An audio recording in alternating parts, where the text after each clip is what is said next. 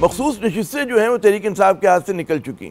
आईनी अदालत का फैसला उन जमातों के हक में आया जो बहुत से पाकिस्तानियों की नज़र में उनकी हकदार नहीं। दूसरी जानिब तहरीक इंसाफ के कई पार्लियामेंटेरियंस के सर पे जो है वो 9 मई के मुकदमात की तलवार लटक रही है। इस बात का कवी इम्कान है कि जी तहरीक इंसाफ के कई कौमी और सूबाई असम्बलियों के मेंबरान 9 मई के मुकदमात में सजा पाकर अपनी नशिस्तों से महरूम हो जाएं।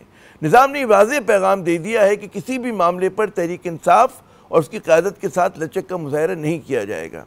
यानी कि अगर तहरीक इंसाफ की सफ़ों में इस्टेब्लिशमेंट के साथ मुफाहमत की कहीं कोई हल्की सी भी उम्मीद बाकी थी तो इस फैसले के बाद फिलवक्त जो है ख़त्म हो जानी चाहिए।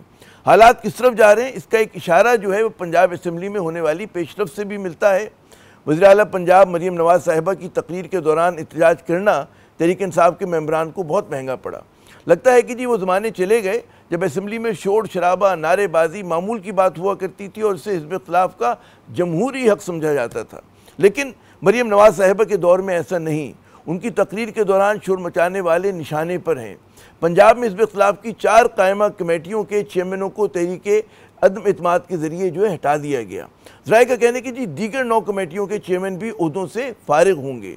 2 दर्जन से ज़्यादा तहरीक इंसाफ के सूबाई असम्बली के जो मेंबरान हैं उनको जो है उनको पहले ही जो कहते हैं ना शोर मचाने और मुबैना तौर पर तोड़ फोड़ करने की पादाश में उन पर जुर्माने आयद कर दिए गए।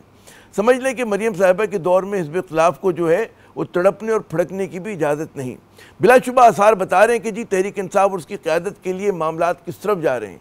हुकूमत नवाज़ तजियाकारों का कहना है कि जी हुकूमत इत्तेहाद को पार्लियामेंट में 2/3 जो नशिस्तों की अक्सरियत मिलने से जो है शहबाज हुकूमत पर दबाव कम हुआ है और मामलात पर उसकी गिरफ्त जो है वो मजबूत हुई है जो पाकिस्तानी सियासत में इस्तेहकाम के लिए ज़रूरी है।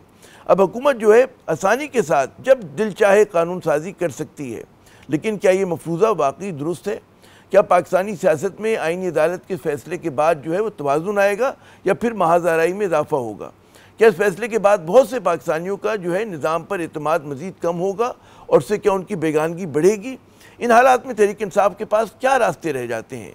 क्या वो बेसर होकर पार्लियामेंट में बैठना पसंद करेगी या फिर उसे छोड़ देना चाहेगी?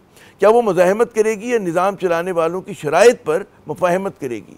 यकीनन तहरीक इंसाफ के लिए कोई भी फ़ैसला इतना आसान नहीं, लेकिन ये तय है कि तहरीक इंसाफ की मुश्किलात जो है मज़ीद बढ़ने जा रही हैं और जल्द जो है छक्का लगाने की जो उम्मीद है वो कम से कम होती जा रही है।